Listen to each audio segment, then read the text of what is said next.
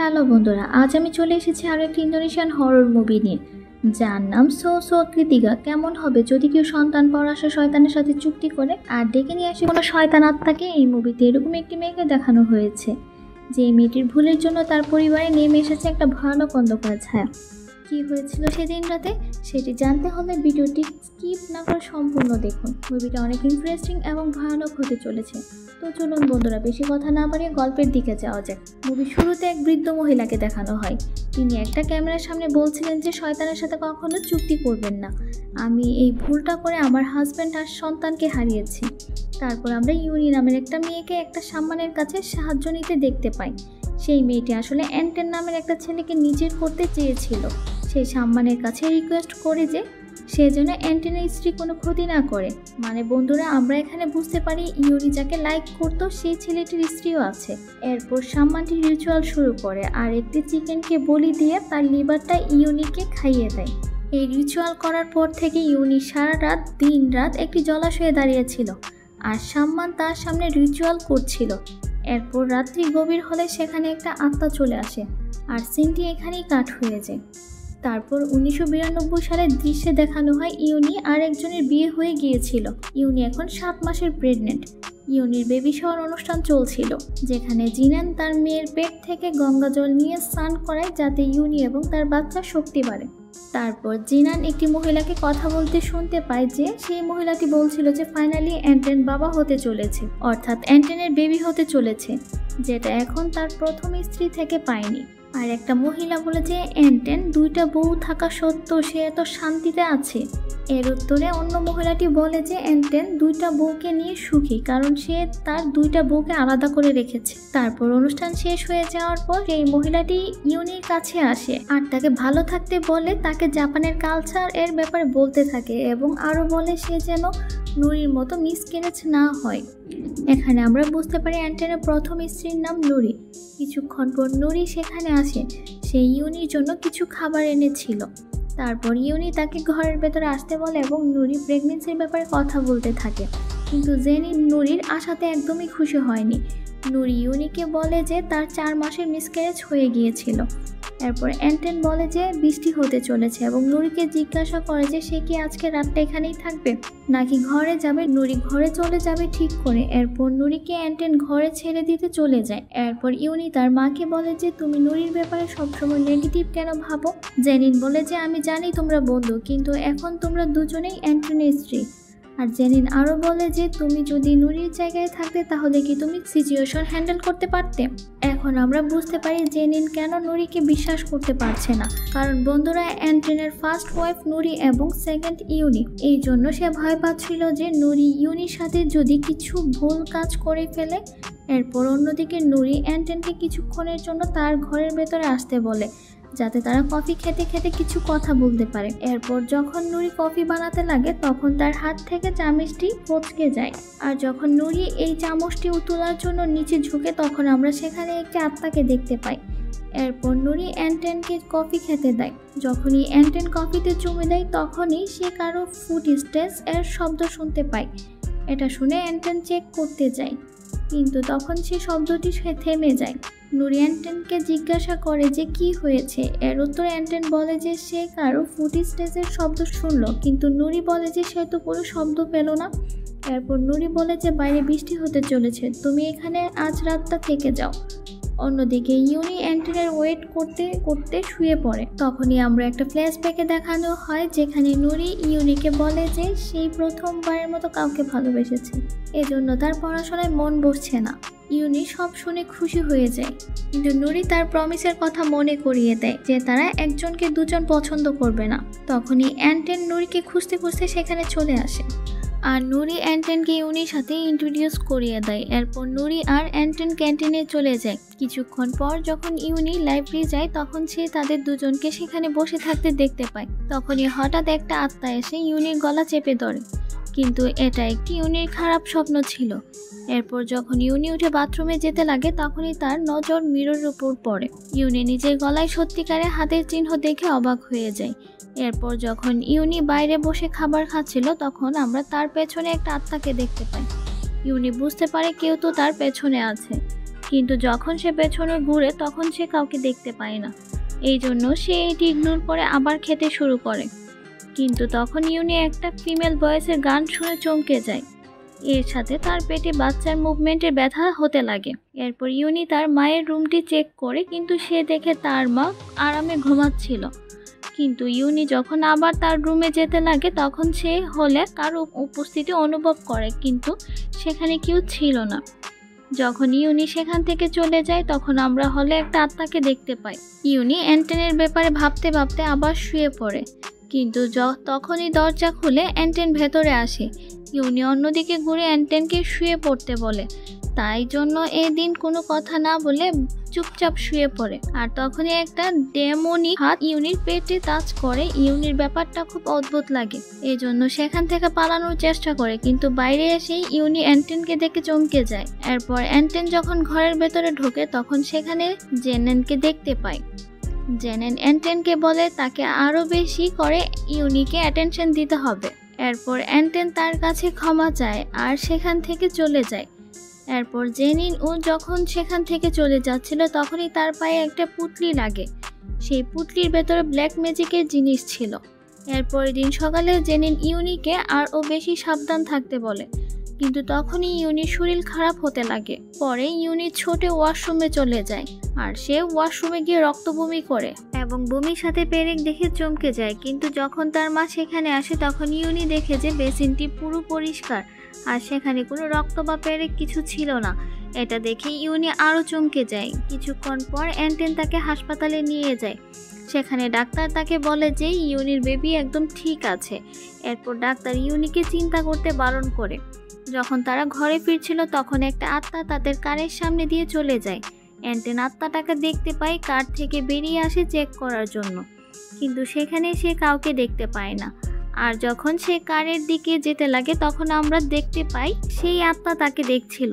এরপর যখন তারা ঘরে পৌঁছায় তখন তাদের সাথে জেনিনের বড় বোন হার্নির দেখা হয়। সে তাদের জন্য ওয়েট করছিল, কিন্তু ইউনি হার্নির এখানে আসাতে একদমই খুশি হয় না। অ্যান্টেন বলে যে হার্নি তার মায়ের মতো, কিন্তু ইউনি বলে যে সে কখনো তাদের বিয়েটা সাপোর্ট করেনি, আর তাহলে সে কেন এখানে এসেছে। অ্যান্টেন ইউনিকে বলে যে হার্নি তার বোন অর্থাৎ জেনিনকে হেল্প করতে এসেছে। আর অ্যান্টেন ইউনিকে বলে যে তুমি তোমার বাচ্চার খেয়াল রাখো। তখনই হঠাৎ ফোন বেজে ওঠে আর সেই ফোনটা নুরি করেছিল। নুরি অ্যান্টেনকে বলে যে আজকে তোমার এখানে আমার সাথে থাকার কথা ছিল, তুমি আমার ঘরে এলে না কেন। এরপর অ্যান্টেন নুরিকে বোঝায় যে এখন সে ইউনিকে একা ছাড়তে পারবে না, কারণ তার শরীর এখন অনেক খারাপ। নুরি ইউনির সাথে কথা বলতে বলে আর অ্যান্টেন ইউনিকে ফোনটা দিয়ে দেয় এবং নুরি ইউনিকে অ্যাডভাইস দেয় যে সে যেন আরও বেশি দুধ এবং ভালো ভালো প্রোটিন ভিটামিন খাবার খায়। পরের দিন নুরি ইউনির কাছে আসে আর বলে যে ইউনির জন্য চিন্তা করছিল, তাই সে তার জন্য কিছু খাবার এনেছে। এরপরই সেখান থেকে চলে যায়। পরে ইউনির ঘরে আমরা একটা আত্মাকে দেখতে পাই। সেই আত্মাটা গান করছিল। সেই গান শুনে ইউনির পেটে থাকা বাচ্চা নড়তে থাকে। এরপর ইউনির সাহায্যের জন্য তার মায়ের কাছে যাওয়ার চেষ্টা করে, কিন্তু তখনই ইউনি একটা আলমারির উপর থেকে ভয়ঙ্কর আত্মাকে দেখে চমকে যায়। সে কিছুক্ষণের মধ্যেই গায়েব হয়ে যায়। এই জিনিসটা ইউনি ইগনোর করে তার মায়ের কাছে যেতে লাগে, কিন্তু হঠাৎই একটা জানালা নিচ থেকে খুলে যায়। এরপর ইউনি সে জানালাটা বন্ধ করে দেয়, কিন্তু তখন ইউনি সেই আত্মাটাকে নিজের সামনে দেখে খুবই ভয় পেয়ে যায়। সে সেখান থেকে পালানোর চেষ্টা করতে থাকে, কিন্তু পালানোর সময় ইউনি পড়ে যায়। আর যখন সেই আত্মাটা ইউনির কাছে আসে তাকে তখনই একটা আলমারি ইউনির সামনে পড়ে যায়। এরপর সেই আত্মাটি ইউনির পেটে টাচ করে, এর ফলে ইউনি ব্যথায় চিৎকার করতে থাকে। কিন্তু তখনই হার্নি সেখানে চলে আসে আর ইউনিকে মেঝেতে পড়ে থাকতে দেখতে পায়। সে তাড়াতাড়ি ইউনির কাছে গিয়ে তাকে ভরসা দেয় যে সে আর তার বাচ্চা একদম ঠিক আছে, তাদের কিছুই হয়নি। ইউনিকে শান্ত করার চেষ্টা করে আর ইউনিকে জল দেয়, কিন্তু জল খেতেই বমি পেয়ে যায় আর ইউনি বাথরুমে গিয়ে নিজেকে লক করে নেয়। ইউনি আবারও রক্ত বমি করে আর এবার পেরেকের সাথে তার মুখ থেকে অনেকগুলো চুল বের হয়। বন্ধুরা, এইসব হচ্ছিল সেই সাম্মানটির কাছে গিয়ে ওই ইউনি ব্ল্যাক ম্যাজিক করার জন্য। কিছুক্ষণ পর হার্নি গিয়ে ইউনির জন্য চা নিয়ে আসে যাতে ইউনি একটু বেটার ফিল করে, কিন্তু ইউনি এই চা খেতে চায় না। এরপর যখন অ্যান্টেন ঘরে আসে তখন জিনেন তাকে বলে যে ইউনি আবারও বমি করছে আর ইউনি একটা বড় অ্যাক্সিডেন্টের হাত থেকে বেঁচে গেছে। তখন তাড়াতাড়ি তারা রুমে যায়। সেখানে গিয়ে দেখে যে ইউনি দেয়ালে তার নখ দিয়ে ক্র্যাচ করছে। অ্যান্টেন ইউনিকে এমনভাবে দেখে চমকে যায়, আর তখনই ইউনি অদ্ভুতভাবে নাচতে লাগে। অ্যান্টেন এইসব দেখে ভয় তার মাকে ডাকে, আর যখন জিনান আর হার্নি ঘরের ভেতরে ঢুকে তারা তখন ইউনিকে এরকম দেখে চমকে যায়। এরপর ইউনি আস্তে আস্তে দেয়ালে উঠতে থাকে, আর কিছুক্ষণ পর নাচ থামিয়ে ইউনি তাদের দিকে তাকায়। তখন জিনান ইউনির সামনে গিয়ে বলে যে তুমি আসলে কে। এটা শুনে ইউনি জিনানের উপর ঝাঁপিয়ে পড়ে। সে বলে যে তার ব্ল্যাক ম্যাজিকের পাওয়ার এখন শেষ হয়ে গেছে, আর তার মতো মানুষ কোনোদিনও শান্তিতে থাকতে পারে না। এটা বলে ইউনি জ্ঞান হারিয়ে ফেলে। পরের দিন নুরি আসে আর বলে যে আমি তোমার জন্য চিন্তিত ছিলাম। সে আর ও বলে যে একটা মহিলার মন সব সময় বড় হওয়া উচিত, কারণ ইউনি নিজে অ্যান্টেনকে আরও একটা বিয়ে করার পারমিশন দিয়েছিল। এই জন্য এসব তাকে মন থেকে এক্সপেক্ট করে নিতে হবে, অর্থাৎ নুরিকে। কিন্তু নুরি বলে যে আমি যতই অ্যাকসেপ্ট করি না কেন সে একটা আফসোস থেকেই যাবে। অন্যদিকে জিরেন আবারও সেই সাম্মানের কাছে যায় আর বলে যে ইউনির উপরে কেউ ব্ল্যাক ম্যাজিক করেছে। জিরেন সাম্মানকে তার মেয়েকে বাঁচিয়ে নিতে বলে। এতে সাম্মান বলে যে এখনও জানে না কে ইউনির উপর ব্ল্যাক ম্যাজিক করেছে, কিন্তু এটা খুব ভয়ঙ্কর। এরপর সে সাম্মানটি জিনেনকে একটি ঘর দেয় আর বলে যে এতে যেন সে তার ঘরের আলমারির মাথায় রাখে। অন্যদিকে সন্ধ্যাবেলায় নুরির মা চলে যাওয়ার সময় সে নুরিকে জিজ্ঞাসা করে যে সে কেন তার সঙ্গে এবং তার বাবার সঙ্গে তাদের নিজেদের বাড়িতে থাকতে চাচ্ছে না। এরপর উত্তরে বলে যে সে এখন থেকে অ্যান্টেনকে আগের মতো দেখবে। এরপর রাতে যখনই ঘরটি আলমারির মাথায় রাখতে যায় তখনই হার্নি তাকে দেখে ফেলে। এরপর জিনেন বসে কিছু একটা ভাবতে থাকে, কিন্তু তখনই সে দরজার বাইরে সেই আত্মাটাকে দেখতে পায়। এরপর যখন সে বাইরে চেক করতে আসে তখন সে কাউকে দেখতে পায় না। অন্যদিকে আমরা সেই সম্মানটিকে একটি রিচুয়াল করতে দেখতে পাই। তখনই তার ঘরের দরজা নিচ থেকে খুলে যায় আর শেষ এমনটি জিজ্ঞাসা করে যে কে আছো। কিন্তু তখনই একটা ইউনিভার্সাল ফোর্স তার ঘরের সব জিনিসপত্র উলটপালট করতে লাগে। কিছুক্ষণ পর সে আত্মা সম্মানের সামনে আসে। সে আত্মাটি তার চুল দিয়ে সেই সম্মানের বুক চিরে দেয়। এরপর সম্মান তার ভুল বুঝতে পারে আর সে আত্মার কাছে ক্ষমা চাইতে চাইতে বলে যে সে জানতো না সে কার সাথে ডিল করছে, কিন্তু সে আত্মাটি সম্মানকে মেরে ফেলে। এরপর জিনেন আমরা দেখতে পাই যে নিজের খাটের তলা থেকে কিছু একটা শব্দ শুনতে পায়, আর যখন সেই চেক করতে উঠে তখনই তার সামনে সেই আত্মাটি চলে আসে যে জিনেনকে ঠেলে ফেলে দেয়। জিনেনের চিৎকার শুনে ইউনি তাড়াতাড়ি তার ঘরে আসে, কিন্তু ততক্ষণে সে আত্মা জিনানের উপর অ্যাটাক করে তাকে বিছানায় ছুঁড়ে ফেলে দেয় আর সেই আত্মা সেখান থেকে গায়েব হয়ে যায়। এরপর যখন ইউনি ঘরে যায় তখন সে হার্নিকে জিনেনের ঘরে দেখতে পায়। এর ফলে ইউনি ভাবতে থাকে যে সেই হয়তো জিনেনকে আঘাত করেছে। ইউনি হার্নিকে জিজ্ঞাসা করে যে তার মা তার কি ক্ষতি করেছে। হার্নি তাকে বোঝানোর চেষ্টা করে আর বলে যে প্রথমে জিনানকে বাঁচাতে হবে, এর জন্য তাদের একটা সম্মান খুঁজতে হবে। কিন্তু এই বলে যে জিনানের জন্য তার কোনো সম্মান নয়, বরং ডক্টর ডাকতে হবে। আর ইউনি তার মার এরকম অবস্থার জন্য হার্নিকে দায়ী করতে থাকে। কিন্তু তখনই সেখানে চলে আসে ইউনি আর অ্যান্টেন বলে যে হার্নি জিনেনকে আঘাত করেছে। হার্নি তাদের বোঝানোর চেষ্টা করতে লাগে যে যখন সে জিনানের ঘরে ঢুকে তখন জিনেন এরকম অবস্থায় ছিল। এসব শুনে ইউনি বলে যে সে মিথ্যা বলছে, কারণ ইউনি নিজেই দেখেছে সব। এরপর অ্যান্টেন ইউনিকে চুপ করানোর চেষ্টা করে। তখনই ইউনি বলে যে যদি তার মায়ের আর বাচ্চার কিছু হয়ে যায় তাহলে সেটা তোমার দোষ হবে, অর্থাৎ অ্যান্টেনের দোষ হবে। এরপর অ্যান্টেন ইউনিকে বোঝায় যে যদি হানি চলে যায় তাহলে তার খেয়াল রাখবে কে, আর এমনিতেও তার মা এখন অসুস্থ। এরপর হার্নি অ্যান্টেনকে বলে যে ইউনি বিশ্বাস করে না সে ইউনিকে সাহায্য করছে। এরপর অ্যান্টেন হার্নির কাছে ক্ষমা চায় আর ডাক্তারকে ফোন করে ডাকে। ডাক্তার এসে বলে যে তার স্ট্রোক হয়েছে, আর যদি 1 সপ্তাহের মধ্যে কোনো ইমপ্রুভমেন্ট না হয় তাহলে জেনিনকে হাসপাতালে ভর্তি করতে হবে।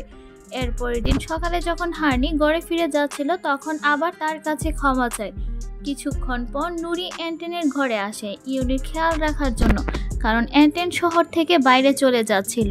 ইউনি অ্যান্টেনকে জিজ্ঞাসা করে যাওয়াটা কি খুব জরুরি। এর উত্তরে অ্যান্টেন বলে যে যাওয়াটা খুব জরুরি, আর এমনিতেও তাকে দেখার জন্য নুরি তো এসেছে।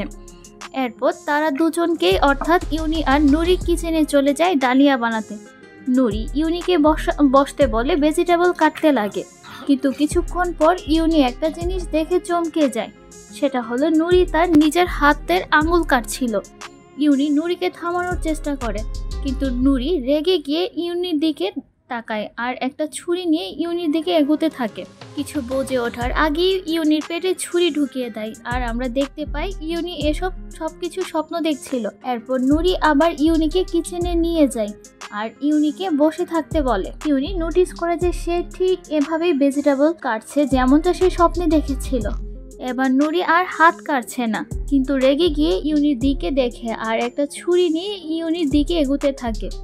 যখন নুরি ইউনিকে আঘাত করতে যাবে তখনই ঘুরে দেখতে পাই ইউনি কিচেনের একটা কোণে ভয়ে বসে আছে। নুরি তাড়াতাড়ি ইউনির কাছে যায় আর তাকে জিজ্ঞাসা করে যে তার কি হয়েছে।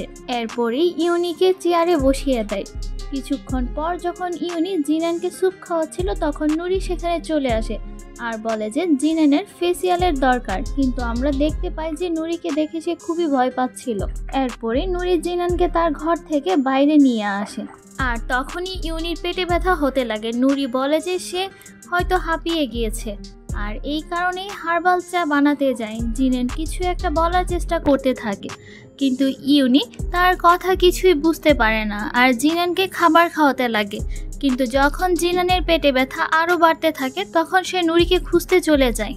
ইউনি নুরিকে কিচেনে দেখতে পায় না, আমরা নুরিকে বাইরে একটা লোকের সাথে কথা বলতে দেখতে পাই। ঠিক তখনই নুরি আবার ঘরে চলে আসে আর বলে যে আদা খুঁজতে গিয়েছে, কিন্তু সে এসব খুঁজে পায় না। কিছুক্ষণ পর যখন নুরি চা বানিয়ে ইউনির কাছে আসে তখন ইউনি জিজ্ঞাসা করে যে জিনানের এত ভয় পেয়ে আছে কেন। তাকে দেখে তো মনে হচ্ছে সে যেন কোনো আত্মা দেখে ফেলেছে, আর যদিও বা আত্মা দেখে থাকে তাহলে এত ভয় পাওয়ার কোনো দরকার নেই, কারণ কখনো কখনো মানুষ তাদের থেকেও ভয়ঙ্কর হয়ে ওঠে। এরপরে নুরি ইউনিকে ড্রিঙ্কস দিয়ে দিলেন। বারণ করা সত্ত্বেও ইউনি চাটা খেয়ে নেয়। এর মধ্যে হার্নি জিনানের দেওয়া অ্যাড্রেসে পৌঁছে যায়। সেখানে হার্নি সাম্মানের গলা কাটা লাশ দেখে ভয় পেয়ে যায়। অন্যদিকে জিনানের কাছে সেই আত্মাটি আবার আসে আর বলে যে লুবি মানুষেরা সব সময় তাদের প্রমিস ভুলে যায়। জিনান ভয়ে নিজের চোখ বন্ধ করে নেয়, কিন্তু তখন ইউনি এসে তাকে জিজ্ঞাসা করে যে সে কিছু জানে কিনা। তখন সে বুঝতে পারে যে ইউনি তার দিকে আসছে, এজন্য সে জিনানের পাশে বসে যায়। আর যখন জিনান রুমে ঢুকে যায় তখন নুরি বলে যে তার মাকে মেসেজ দিচ্ছিল। কিছুক্ষণ পর যখন ইউনি শুয়েছিল তখনই হঠাৎ হাওয়া উঠে যেতে লাগে আর তখন তার ঘুম ভেঙে যায়। তখন সে নিজেকে এভাবে দেখে খুব ভয় পেয়ে যায়। ইউনি সাহায্যের জন্য চেঁচাতে থাকে আর ইউনির পেটের ডেলিভারির ব্যথা শুরু হয়ে যায়। এজন্য ইউনির অনেক ব্লিডিং হতে লাগে। এ সময় আমরা সেই আত্মাটিকে সেখানে দেখতে পাই আর ইউনি আবার বিছানায় পড়ে যায়। সে কোনো রকম দরজা খোলার চেষ্টা করে, কিন্তু তখনই সেখানে নুরি চলে আসে আর ইউনিকে আবার বিছানায় শুয়ে দেয়। ইউনি নুরিকে ডক্টর ডাকতে বলে, কিন্তু নুরি বলে যে বৃষ্টির জন্য কোনো ডাক্তারই আসবে না, আর যদি কোনো ডাক্তার এসেও যায় তাহলে তোমার এই অবস্থা দেখে চমকে যাবে। এরপর ইউনি বলে যে তার মতো ভালো মেয়ে কিভাবে তার বেস্ট ফ্রেন্ডের হাজব্যান্ডকে নিয়ে নেয়, আর এটা বলে সে ইউনিকে মারতে যায়, কিন্তু ইউনি তাকে মেরে সেখান থেকে পালানোর চেষ্টা করে। নুরি ইউনিকে ফলো করতে থাকে আর নুরি বলে যে সে ইউনির সাথে তার হাজব্যান্ড শেয়ার করেছে, এজন্য এখন ইউনিকে নুরির সাথে বাচ্চা শেয়ার করতে হবে। এরপর ইউনির পা ফাঁক করে তার নিজের হাত ইউনির প্রাইভেট পার্টে ঢুকিয়ে দেয়। এর ফলে ইউনির কষ্ট হতে লাগে আর সে অজ্ঞান হয়ে যায়। এরপর নুরি ইউনির বাচ্চাকে বের করে বাচ্চাকে জিনানের কাছে নিয়ে যায় আর বলে যে তার গ্র্যান্ড চাইল্ড জন্মে গেছে। এরপরেই ইউনিকে ঘষতে ঘষতে বাইরে নিয়ে যায় আর বলে যে আজ রাতেই সব শেষ হয়ে যাবে। এরপর ইউনিকে এক গর্তে ফেলে দেওয়া হয়। কিছুক্ষণ পর হার্নি ধোনি নামের একটি উস্তাদের সাথে অ্যান্টনের ঘরে আসে আর ঘরে ঢুকে তারা দেখতে পায় ঘরে কেউ নেই।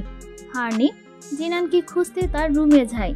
সেই সময় বাইরে ধোনি মেঝেতে রক্ত পড়ে থাকতে দেখে সে রক্ত থেকে ফলো করতে করতে বাইরে যায়। ইউনিকে অজ্ঞান অবস্থায় দেখতে পায়। ধোনি তাকে বাইরে বের করে আর ততক্ষণে সেখানে হার্নিও চলে আসে।